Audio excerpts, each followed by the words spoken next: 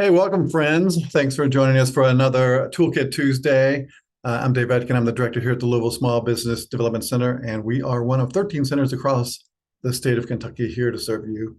And as always, just to make sure that you can hear us and see us and everything's working well and we're not technologically challenged like we sometimes are. If you look at the bottom of your screen, you should be able to see a toolbar. And if you don't, just take your cursor and hover down there. It should pop up for you. And there you'll see the chat feature if you just click on the chat button there.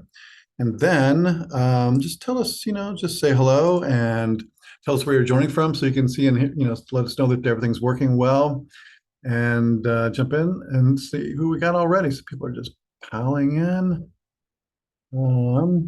Caroline, can you hear the audio now? How about now? Yep, I can hear you. Okay, good. Thank you. And then good morning from Cassandra. Good to see you. Robert, Lexington, Daniel, good to see you. Cassandra from Marina Del Rey, California. You are the distance winner today. Look in your mail for a great surprise. Just kidding. There's no prizes, but it's always good to see somebody from California. Deborah. So, yeah, great to see everybody. Thanks for joining us today. Here at our center in Louisville, Kentucky, we work with, I don't know, last year we worked with almost 900 unique businesses and entrepreneurs over the year. And that's just four of us that do all this work too. So we're pretty busy, but we get this question a lot about how do I protect my intellectual property and my ideas and my business from people stealing them. And so we invited a great expert to help us answer that question. Caroline Stivers is with the Kentucky Science and Technology Corporation here in Kentucky, the KSTC. She is an expert on IP protection, and she works with tech transfer companies and universities across the state. And she is the one that can help us answer those questions. So good afternoon, Caroline. Thanks for joining us today. Good afternoon. Thanks for having me. Great.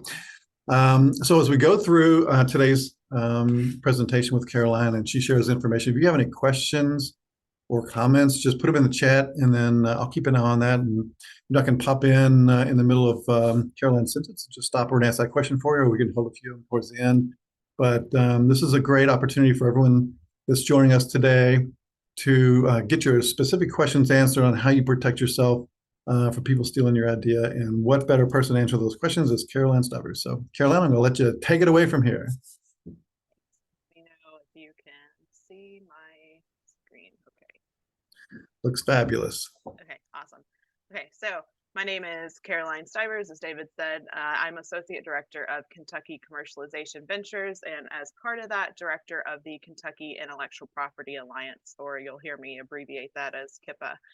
So today I'm just going to give you all a quick intro to KYIPA, the basics of intellectual property, and some good resources available for IP education.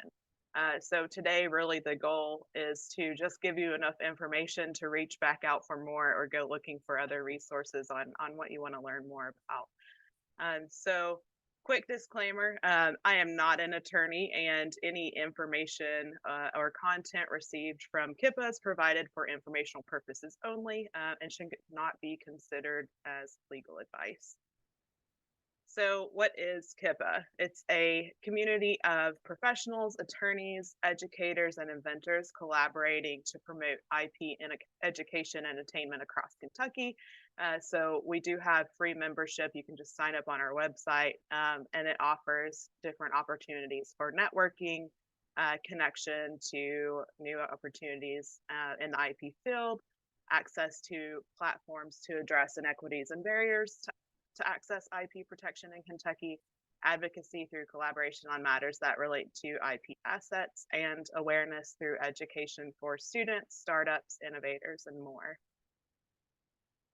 So KYIPA's access and mission, we believe that innovation can transform an economy when it's protected by a strong, connected intellectual property community.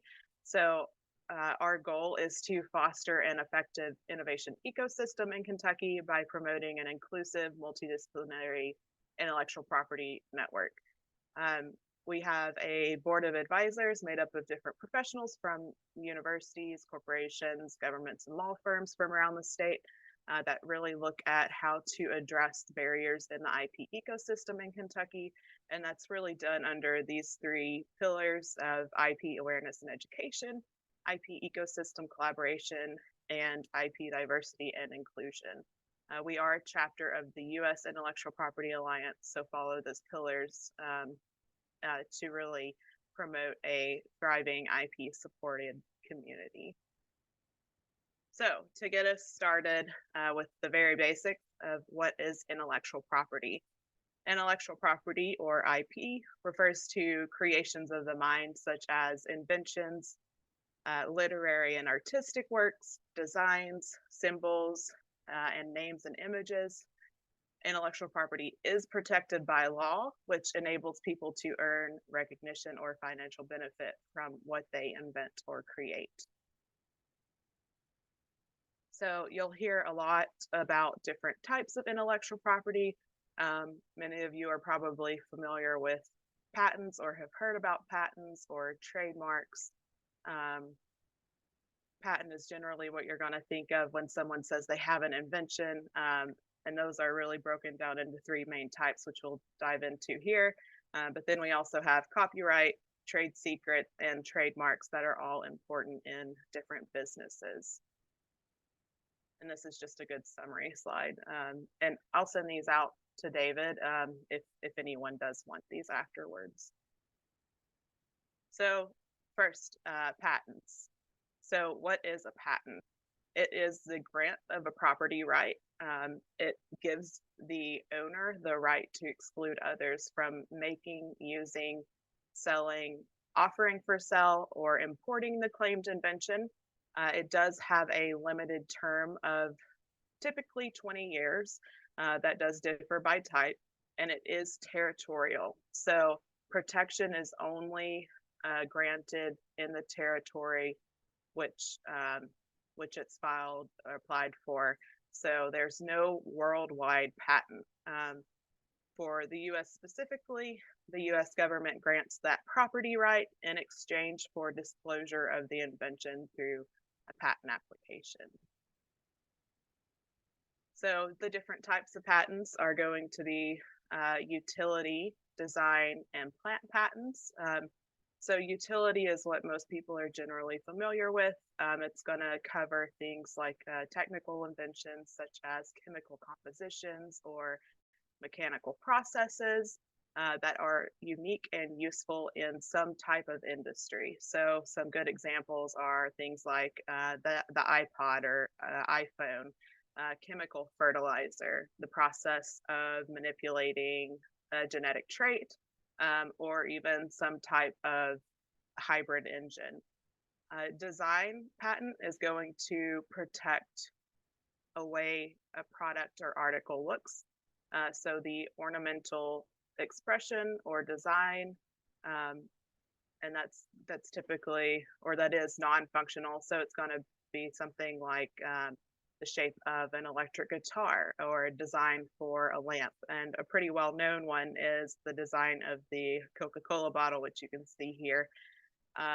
Design do last a little bit shorter than utility or plant patent. So it's only 15 years from the date it's granted. And then lastly is the plant patent. It protects newly invented strains of asexually reproducing flowering plants, fruit trees, or other hybrid plants for 20 years from the filing date.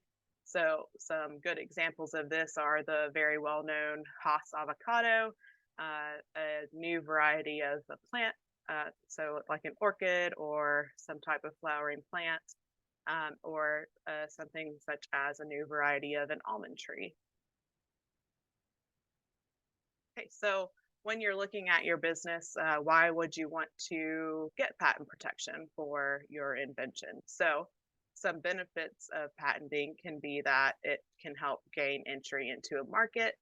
It can deter others from entering a market. So say you have an invention and then another company, your competitor has something that they come out with that's very similar. It may, if you have the patent protection around that, deter them from putting their invention into the market, unless it is different enough that they could also obtain a patent on it. You can assert or enforce rights against someone that is infringing on your patent, so someone that is using it without your permission.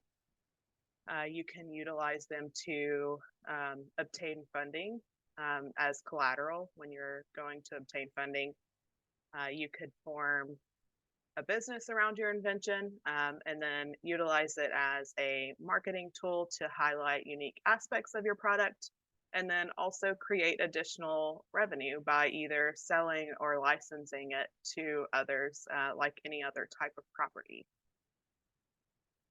So when you look at what is patentable, there are certain requirements that the US Patent and Trademark Office says you must meet. So the invention must be new, useful in a certain industry, non-obvious. So whenever you're looking at some other invention that's been created previously, say the example I like to give is, you have a three-legged table and then you want to add a fourth leg. So that's something that's going to be pretty obvious to improve the previous invention. And then it also has to be clearly described. So you have to be able to complete that patent application to submit it to the USPTO in enough detail that they know what the invention is.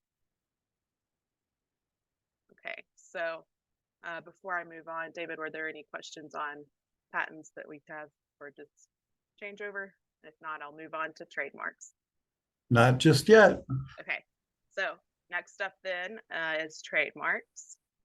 So what is a trademark? It's going to be a word, phrase, design, or some combination that identifies goods or services and distinguishes them from other goods or services. So it can also be things such as a scent or a combination of those. So one good example of the scent specifically is Chipotle at one point had trademarked kind of the layout and smells when you walk into a Chipotle to get your food. That was trademarked for them. And then it does identify the source of a product or service. Some other pretty famous examples are going to be Coca-Cola, Apple, and their various logos, and also McDonald's, the golden arches. So there is a such thing as a common law trademark.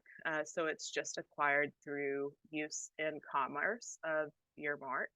It provides basic local protection, and you can register it with the state. So this is where you'll see just a little TM after whatever the mark is. It does provide a notice through the state regarding your claim to ownership of the mark, but it does not protect in other states. So that's going to be the big difference between this and the next slide I'm going to go through. Again, it's not required to register with the state, but it does just provide that notice if you do take any infringement of your mark to the courts. So for federally registering your trademarks, this is also done through the U.S. Patent and Trademark Office. Federal registration gives you the right to enforce your mark nationally and bring legal action to federal courts. You can use the trademark symbol, which is just the R inside of a circle. You should not use this unless your mark is federally registered. And then once it is registered, you can also actually record your mark with customs, and they can use anti-counterfeiting remedies against anything coming into the United States or whatever other country that you've registered your mark in. U.S. registration can serve as a basis for future foreign filings. After registration, it is published in the U.S. trademark database. And the big difference between a trademark and something like a patent in terms of how long it lasts is the mark is protected as long as it's in continuous use with the registered good or service. Again, some famous ones are going to be things like Nike, Starbucks, the one key thing for federal registration is that you must be practicing interstate commerce or plan to in the future. So if you're only offering your goods or services within your state, you cannot get a federal registration on your trademark. You would have to be offering it throughout whatever area you are planning to register it in. So for US, throughout the US, not just in Kentucky. Okay, so on to copyrights. So where others are overseen by the US Patent and Trademark Office, copyrights overseen by the US Copyright Office. So what a copyright protects is original works of authorship, including literary, dramatic, musical, artistic, and other works fixed in a tangible medium. This could be anything from having a digital file of whatever your work is, or having it written down on a piece of paper, recording it, just some medium that it is fixed in. The registration's administered by the Library of Congress. You will see the copyright symbol, which is a C inside of a circle, for things that have copyright asserted. This can be used without registration. So whenever you have copyright, it actually exists the moment it's created. So registration just provides additional protection, and again allows you to bring anything needed to the federal courts. Some examples of things protected include songs, books, movies, sculpture, software code, photographs, architecture, paintings. One popular thing is, the lyrics from songs like "Let It Go" from Frozen. The life of a copyright is generally the life of the author plus 70 years. So this one also lasts much longer than what a patent would. It does differ if the work is made for hire. So if you are working for a company and it's something that you create under your employment, then the term of that does differ slightly from just the author life plus the 70 years. Okay, so on to trade secrets.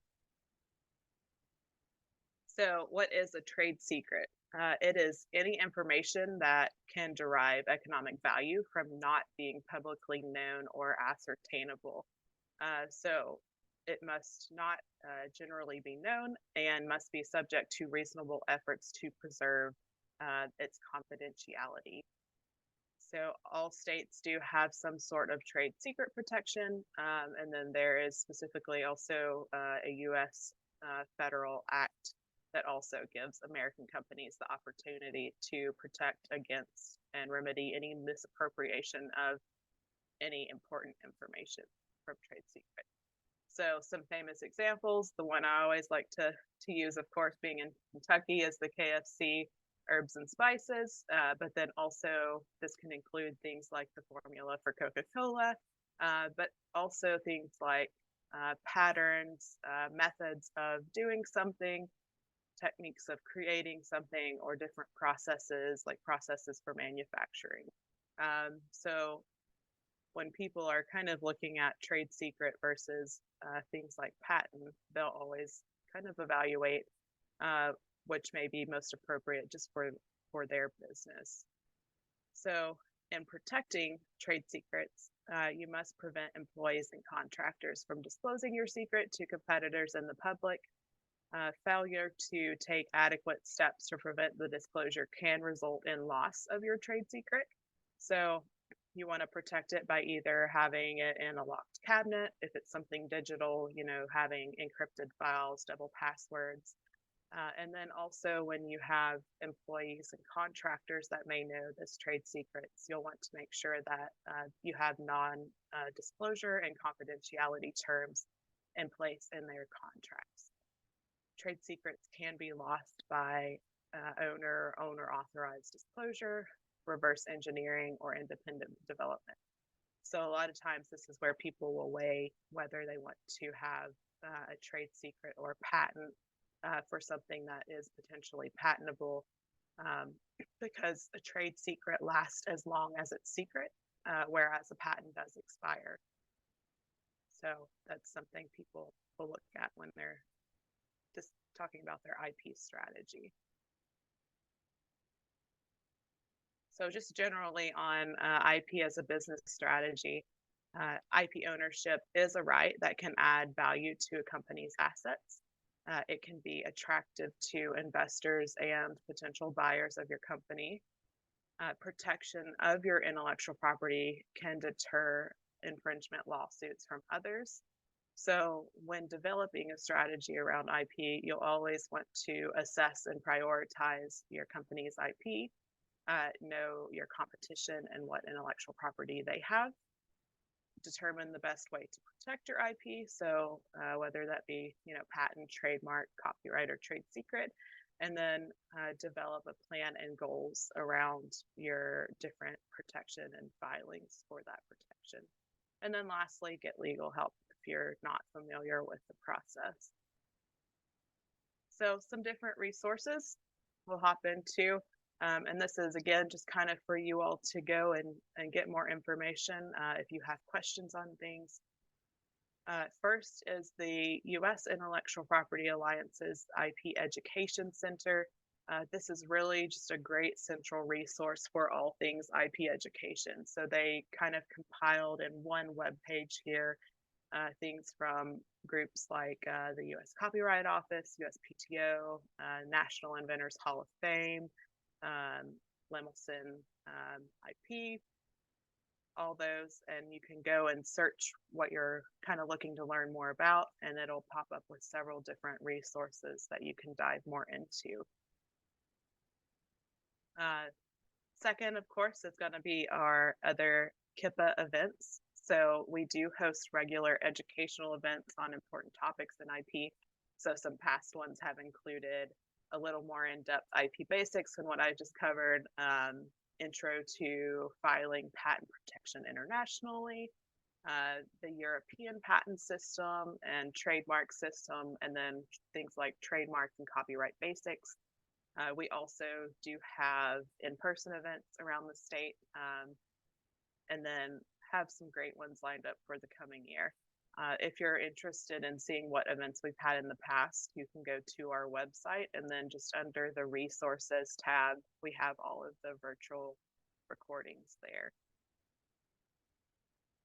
And then through the USPTO, which is the office that manages patent and trademark grants, you have the Inventor and Entrepreneur Resource Center.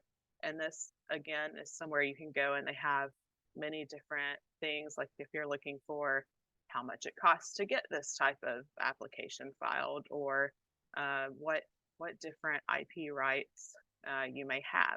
You can go and look at that kind of central resource there. If you're unsure about what kind of IP you have, the USPTO also has an IP identifier tool. It takes you through a basic list of questions and can start pointing you in the right direction of what type of intellectual property you may have that could be protected. Also, if you're looking to file a patent application, the USPTO does have a patent pro bono program, which can offer free legal services to any inventors under a certain income threshold. That does include small businesses, so you can find more information on that on the USPTO's website. And then similarly to the USPTO, the US Copyright Office has many different resources on their website about copyright and the process to register your copyright. And then last here is the Inventors Patent Academy. Again, this is a patent specific one, but it does walk you through kind of in-depth modules of what the process is for obtaining a patent. And it's also just a really great online free resource that you can access.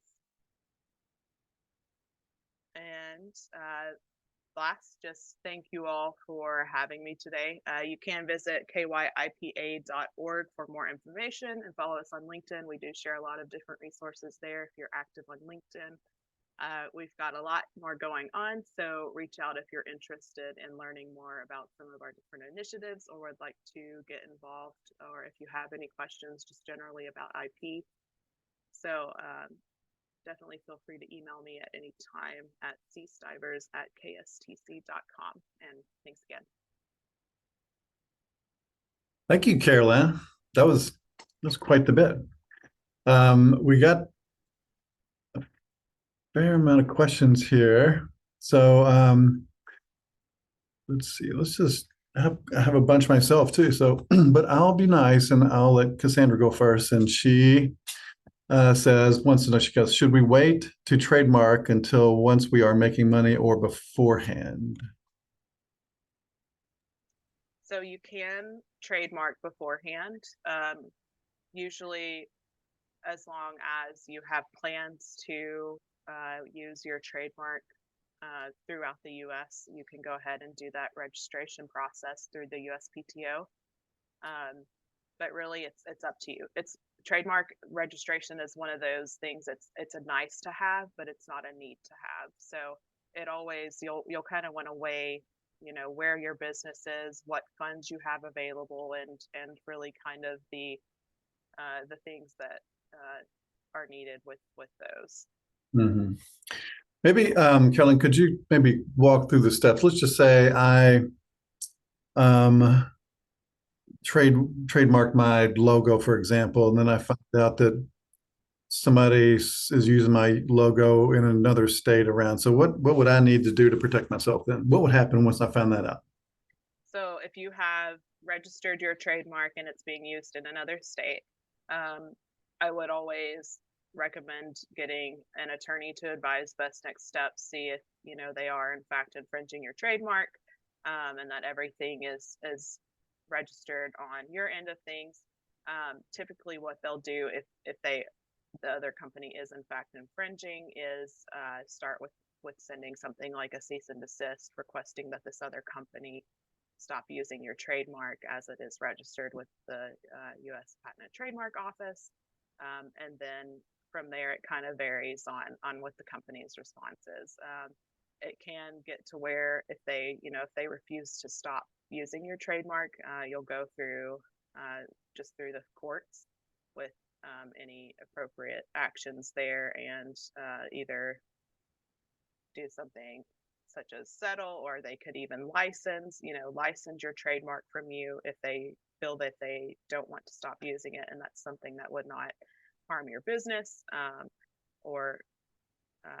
And usually, for those that are not familiar, what you would do with a license is you would grant them the right to use your mark in return for some amount of fee or royalty from whatever sales they're getting from the use of your mark.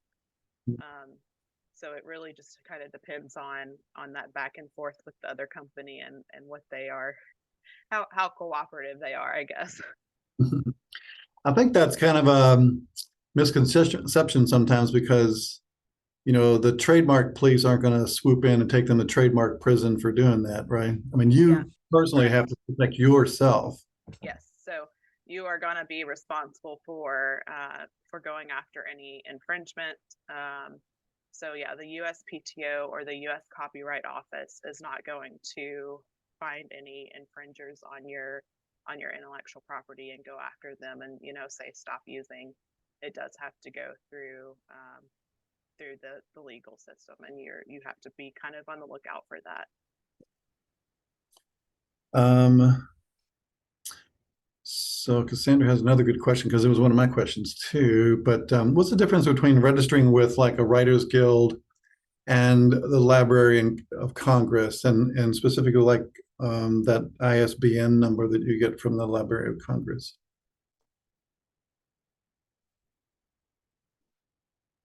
Sorry, turn my mute off.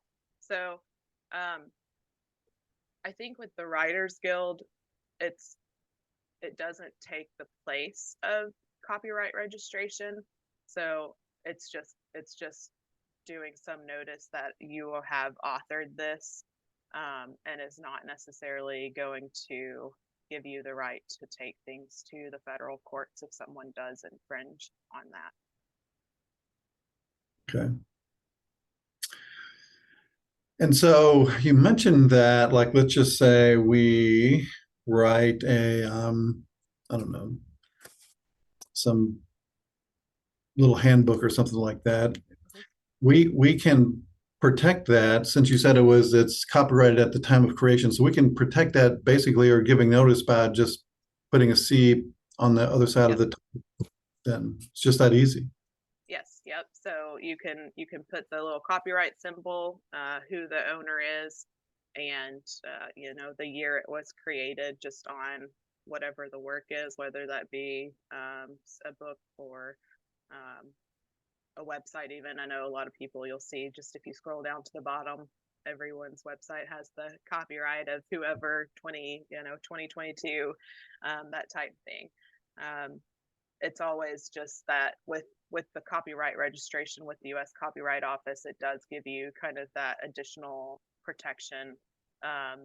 For those, you can self-file. It's a pretty easy process. We actually had the U.S. Copyright Office do a presentation a month or two back, and then somebody emailed me right afterwards and said, "Oh, I just went on, and filed my copyrights right after we got off the webinar." So it's something pretty easy to do yourself, and is relatively low cost compared to something like patenting.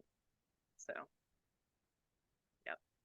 And just to go down that rabbit hole a little bit further. So like if I have this one thing at copyright, and then maybe the next year I edit it out, change it a little bit. Now I would have to change the year on the little after the C just to protect that, because the first one doesn't cover it, right?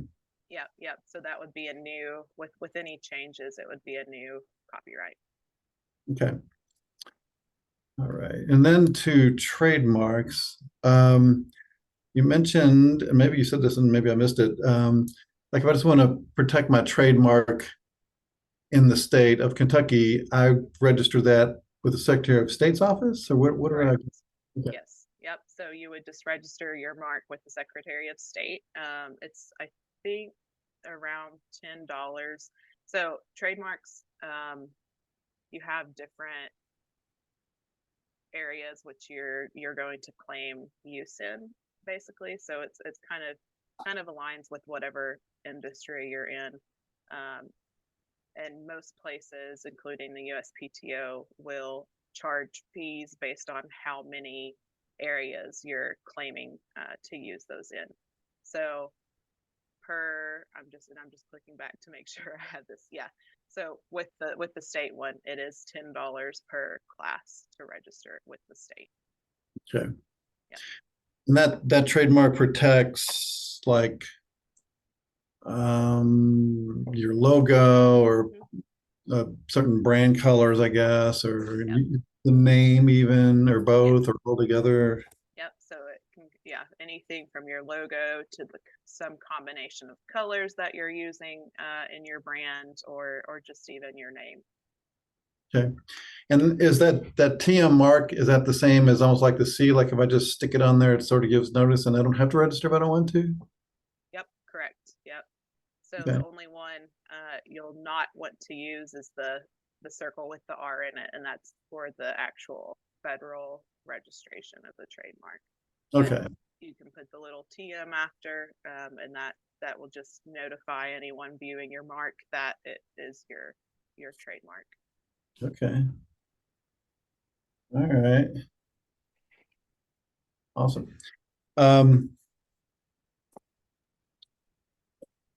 So if you guys out there have any other questions, just kind of put them in the chat, and then we'll certainly get Carolyn to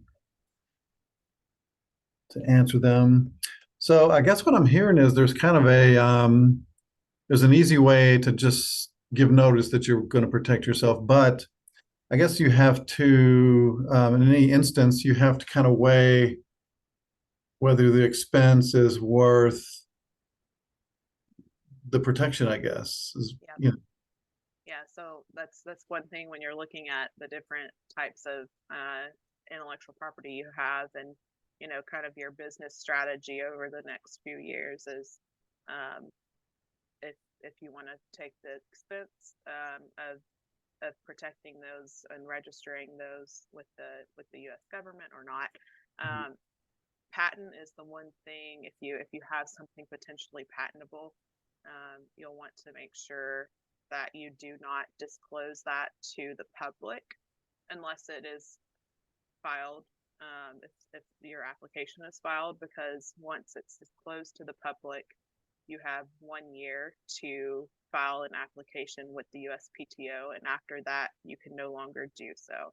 So any protection you may have had will be lost, and that includes anything from just talking about it in a presentation, or even manufacturing and putting it on the market. So making something available on the market does include making it a public disclosure. Mhm. Tell us about, sometimes you see patent pending. Tell me about that. So patent pending is going to be whenever a patent application has been filed, but not necessarily granted from the USPTO.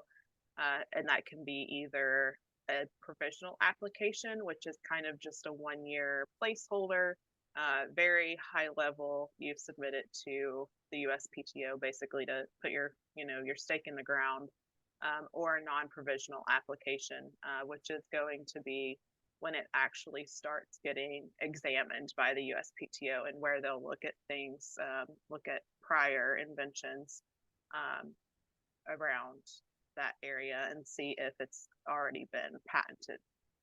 So anytime it's going through that examination process with the USPTO, it's going to be just listed as patent pending, until there is a notice that it has been or it will be issued.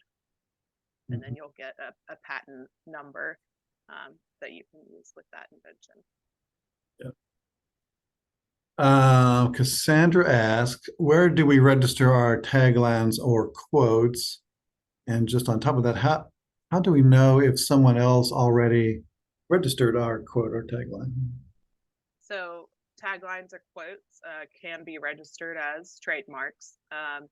When you're doing that, you'll want to look at the trademark database. The name of it is just TESS, and I can never remember what that actually stands for.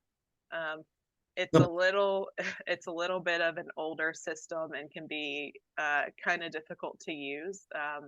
But I would always recommend people do kind of a basic search on there to see if their trademark's already been registered. And then if you don't feel comfortable looking at that, that's also something you can hire an attorney to do, and they will do a very thorough search of what trademarks have already been registered, and do a comparison of those to what your potential mark is. Also, I would recommend, if you're going to do that process yourself, the USPTO has a lot of great training resources. They offer a trademark boot camp that is a pretty in-depth, how to register, how to search the database, that type thing, to make sure that your trademark is not potentially going to infringe on another. Nice.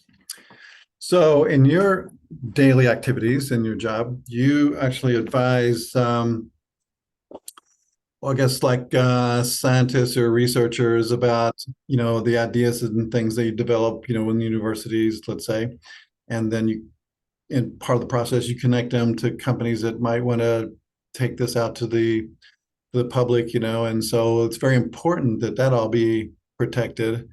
So do you have like a step-by-step checklist, like that you guys recommend that any person like that your class, that you recommend to them, that you might want to share, that other folks can kind of take advantage of that? So that is not something we have right now. That is, I think, a good suggestion though, for potentially something. We kind of have our internal process of looking at, doing a market analysis and seeing if anyone's out there with the same thing, that's usually our first step, and then go through from there about what's appropriate for protection, or who potential companies are going to be that may want to move it to the market, that type thing. But don't have a list on hand. Okay. All right.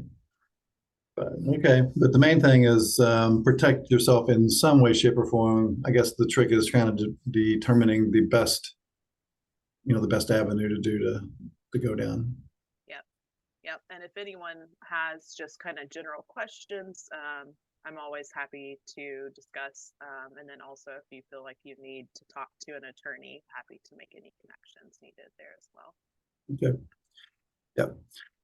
That's the big message. Always have professional advice. Don't go it alone. And Kentucky is a good state to do things like this in, because there's so many free resources that you can take advantage of to move your business forward and protect yourself from an intellectual property standpoint. So unless there's any other questions popping up, I don't see any. I guess we can call it a day today. I really appreciate you coming and joining us today, Caroline. This has been really interesting. I learned a lot today. Appreciate you answering all our questions too. Yeah, of course. Thanks for having me, and thanks for all the great questions, everyone joining. Yeah. And thanks, friends, for joining us for another Toolkit Tuesday. I hope you have a great Tuesday and come back next week and let's do it all over again. So I'll see you soon. Happy Tuesday.